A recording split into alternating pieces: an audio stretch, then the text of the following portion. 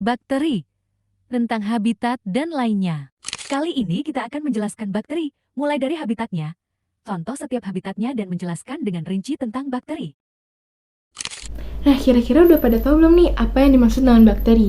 Bakteri atau dengan nama latin bakteria yang adalah kelompok mikroorganisme yang bersel satu yang diklasifikasikan pada tingkat domain dan bersama dengan domain archaea, bakteri juga digolongkan sebagai prokariota. Nah, kenapa sih dia digolongkan menjadi sel prokariota? Itu terkarena bakteri tidak memiliki membran inti dan juga sel bakteri memiliki bentuk tertentu yang misalkan bisa menyerupai bola, batang, lalu bisa menyerupai spiral dan masih banyak lagi.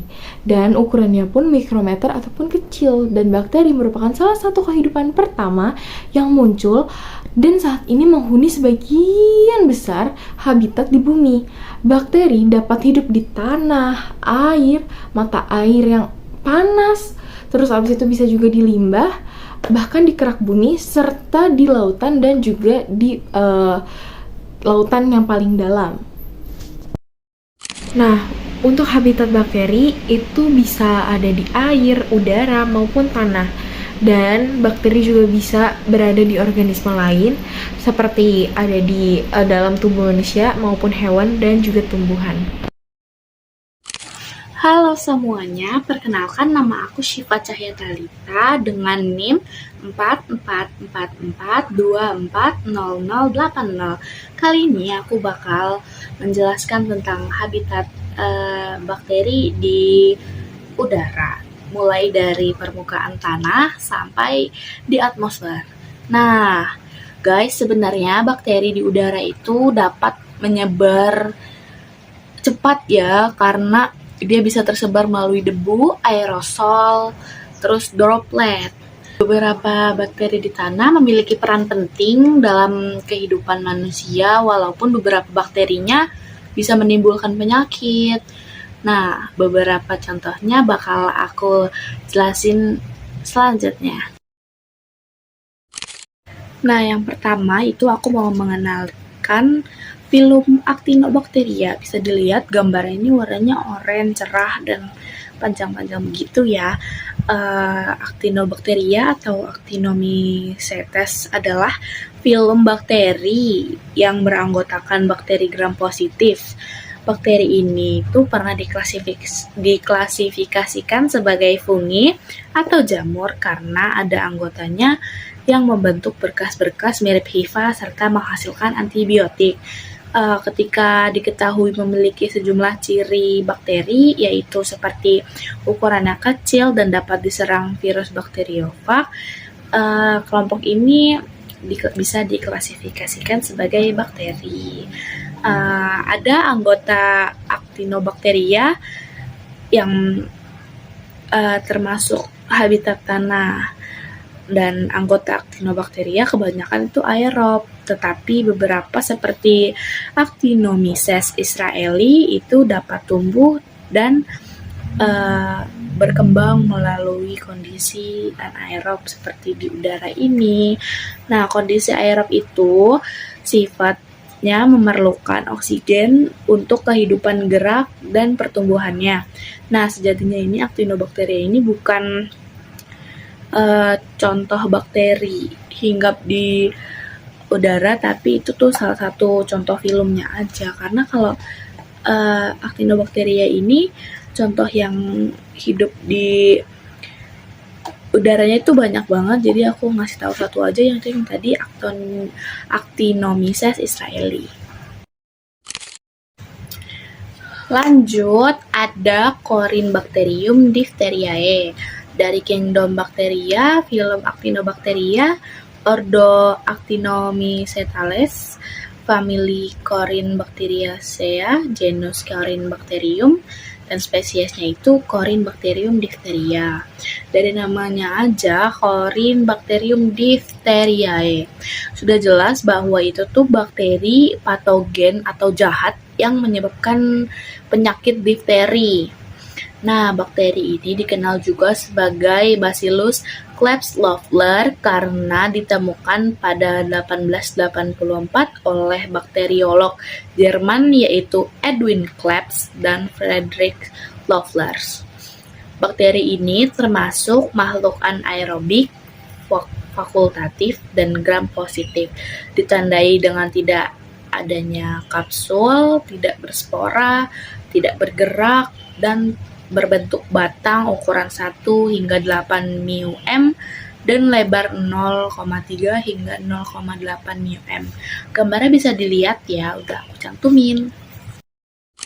Nah, karena kita ngomongin bakteri yang habitat di udara yang pastinya itu selalu terpapar oleh manusia dan dia tidak punya habitat yang jelas, kayak misalnya kalau misalnya bakteri yang habitat di tanah pasti tinggalnya tuh di dalam tanah, terus di dalam kandungan tanah gitu.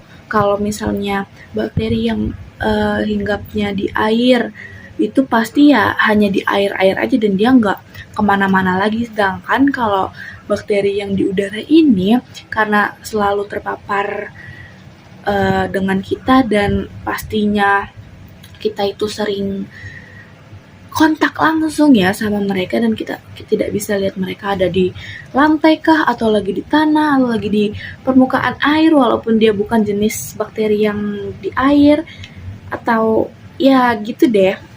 Nah, kali ini aku jelasin namanya Pneumococcus. Nah, bakteri ini tuh dari kingdom Bacteria, phylum Firmicutes, kelas Diplococci, ordo Lactobacillus, family Streptococcus, genus Streptococcus, dan spesiesnya itu namanya Streptococcus pneumoniae. Dari namanya saja sudah pneumoniae itu pasti bakteri ini tuh menyebabkan penyakit infeksi saluran nafas atau bisa disebut juga pneumonia. Terus juga dia bisa menyebabkan penyakit infeksi telinga tengah, sinusitis, meningitis, dan endokarditis karena mereka di udara dan kita pasti menghirup udara kan. Adalah dia yang jahat-jahat itu masuk ke tubuh kita melalui hidung dan menjadi penyakit saluran napas. Nah, orang-orang menyebarkan bakteri Pneumococcus ke orang lain itu melalui kontak langsung dengan sekresi pernapasan seperti air liur atau lalu ada Mycobacterium tuberculosis. Mycobacterium tuberculosis ini termasuk dalam genus Mycobacteria. Mycobacterium adalah kuman aerob yang tidak membentuk spora, berbentuk batang, non-motil, habitatnya di dasar tanah atau di udara, lingkungan akuatik, air, binatang, dan manusia. Bakteri tuberkulosis ini ditularkan melalui droplet yang terinfeksi di udara. Begitu tetesan ini memasuki udara, siapapun yang di dekatnya pasti dapat menghirupnya dan menularkan bakteri melalui bersin, batuk, berbicara, nyanyi, dan lain-lain. Bakteri ini hanya bisa ditularkan melalui udara ketika seseorang menghirup udara yang sama dan yang terkontaminasi atau melalui kontak dekat yang berlangsung lama atau rutin dengan penderita penyakit TBC. Selanjutnya ada yang terakhir, Pseudomonas aeruginosa, yang merupakan flora normal di usus dan kulit manusia dalam jumlah yang kecil serta merupakan patogen utama dalam grup Pseudomonas. Pseudomonas aeruginosa ini sebenarnya tersebar di udara namun dia hidupnya di dasar tanah, jadi tidak berterbangan dan ini tuh tersebar di luas alam dan biasanya tuh ditemukan pada lingkungan yang lembab seperti rumah sakit. Penjelasan lanjut tentang Pseudomonas aeruginosa akan disampaikan lebih lanjut oleh teman saya. Halo teman-teman semuanya, perkenalkan nama aku Danika Sanatalin dengan NIM 4444 2474. Kali ini aku bakal membahas tentang bakteri di dalam air. So, kita bakal bahas itu bersama-sama. Yuk, tetap tonton dan jangan lupa untuk ditonton sampai habis. Bye-bye. Nah, untuk contoh bakteri yang pertama di air itu ada coliform. Apa sih itu coliform? Ya, coliform adalah bakteri yang terbawa dari air hujan ke dalam tanah dan dapat masuk ke air yang di tanah melalui sumur yang dibangun dengan buruk, retak, ataupun tidak tertutup rapat. Nah, bakteri ini juga digunakan menjadi indikator loh, karena densitasnya berbanding lurus dengan tingkat pencemaran air. Bakteri ini tuh bisa mendeteksi patogen pada air seperti virus, protozoa, dan parasit. Selain itu, bakteri ini juga memiliki daya tahan yang lebih tinggi daripada patogen serta lebih mudah untuk diisolasi dan ditumbuhkan. Dan bahkan berdasarkan penelitian ini, bakteri coliform ini bisa menghasilkan zat ethionin yang dapat menyebabkan kanker, dan juga dia itu memproduksi bermacam-macam racun. Nah, makanya ini kalau misalkan jumlahnya berlebihan di dalam tubuh, ini dapat menimbulkan penyakit gitu. Nah, selanjutnya ada bakteri Anabaena yang hidup di semua waduk tawar di dunia. Ada Australia, Eropa, dan juga Asia. Nah, Anabaena ini memproduksi sasitoksin yang sejenis neutroksin itulah yang dapat menyebabkan penyumbatan pernafasan hingga kematian. Nah, untungnya Anabaena ini salah satu mikroorganisme yang mudah disaring dari air minum. Jadi, untuk penyebarannya bisa diatasi. Nah, selanjutnya adalah bakteri Pseudomonas. Nah, ini adalah bakteri hidrokarbonolastik yang mampu mendegrasi berbagai jenis hidrokarbon. Nah, keberhasilan penggunaan bakteri ini adalah untuk upaya bioremediasi lingkungan akibat pencemaran hidrokarbon dan membutuhkan pemahaman tentang mekanisme interaksi antara bakteri Pseudomonas dengan senyawa hidrokarbon.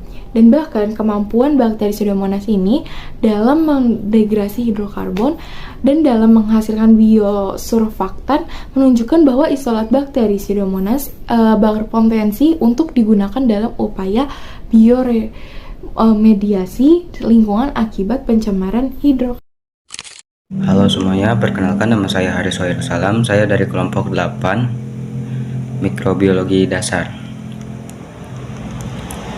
Di sini saya akan mempresentasikan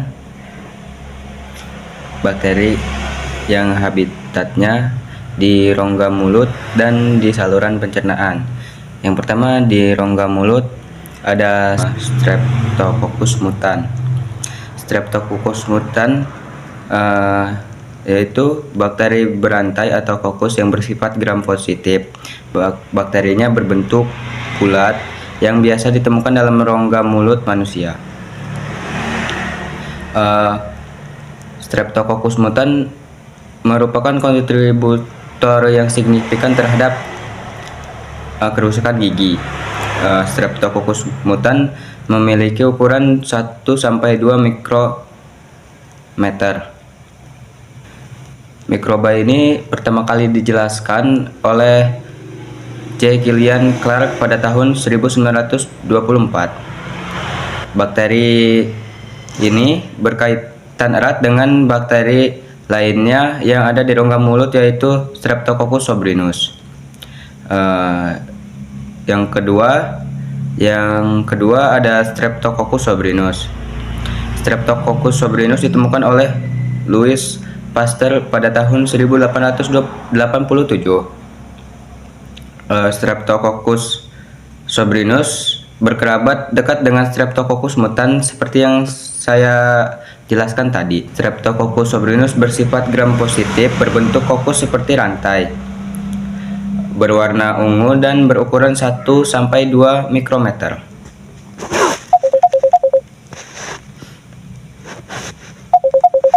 Lalu di saluran pencernaan ada bakteri Escherichia coli atau bisa disingkat E. coli. E. coli ini tidak berbahaya, tetapi ada juga tipe yang bahaya yang dapat mengakibatkan keracunan makanan yang serius pada manusia, seperti diare.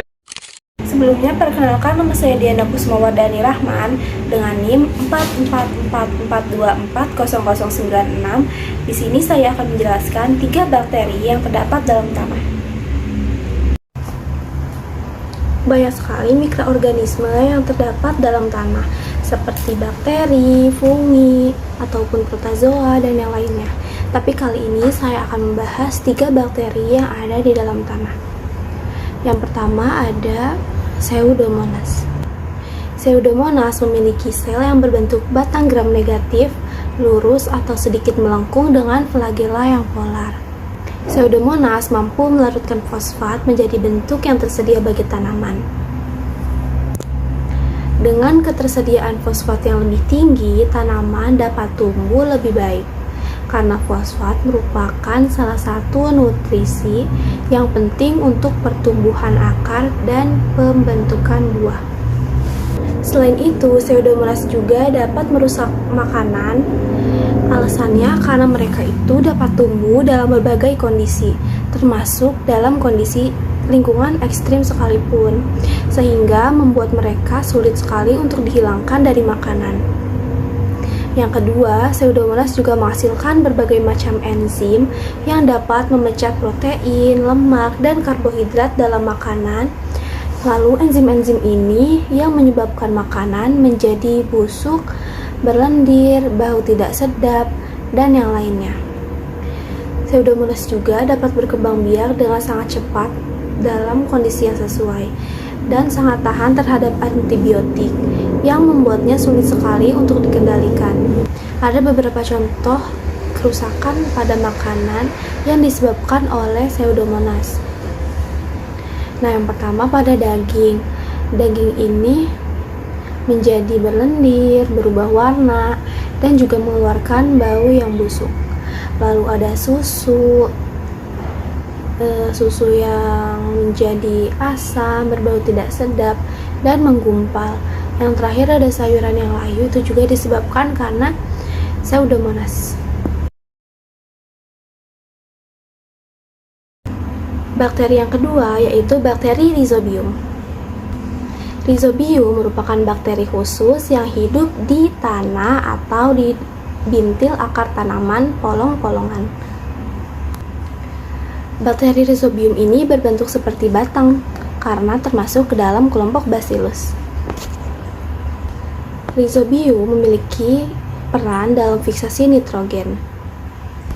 Ia menempel pada akar tanaman untuk menghasilkan bintil akar. Lalu bintil akar ini kemudian akan mengikat nitrogen bebas di udara dan mengubahnya menjadi amonia yang akan diubah menjadi asam amino. Lalu selanjutnya akan menjadi senyawa nitrogen yang diperlukan oleh tanaman untuk tumbuh dan berkembang. Apabila unsur N cukup tersedia bagi tanaman, maka kandungan klorofil pada daun akan proses fotosintesis dan juga akan meningkat, sehingga asimilat yang dihasilkan lebih banyak. Akibatnya pertumbuhan dan perkembangan tanaman akan menjadi lebih baik. Bakteri tanah yang ketiga yaitu Clostridium. Clostridium berbentuk seperti batang dan bentuk panjang batangnya itu dapat bervariasi. Terdapat beberapa macam jenis bakteri Clostridium dan masing-masing itu memiliki perannya masing-masing. Yang pertama ada Clostridium pasterianum. Bakteri ini terkenal karena kemampuannya mengikat nitrogen di atmosfer, yang berarti dapat mengubah gas nitrogen di atmosfer menjadi amonia, yaitu suatu bentuk nitrogen yang dapat diserap tanaman dengan mudah. Bakteri Clostridium pasterianum membantu meningkatkan kesuburan tanah, sehingga tanah akan menjadi lebih produktif untuk tanaman. Yang kedua adalah jenis bakteri Clostridium perfringens, yang dapat menyebabkan keracunan makanan pada manusia pada saat memakan daging sapi yang mengandung Clostridia. Clostridia berkembang dari spora yang dapat bertahan hidup dari panasnya proses memasak. Jika makanan yang mengandung spora tidak segera dimakan setelah dimasak, spora akan berkembang menjadi bakteri Clostridia yang aktif. Kemudian akan berkembang biak dalam makanan. Jika makanan disajikan tanpa pemanasan ulang yang memadai, Clostridia akan termakan dan berkembang biak di usus halus yang menghasilkan racun, lalu menyebabkan diare encer dan kram perut.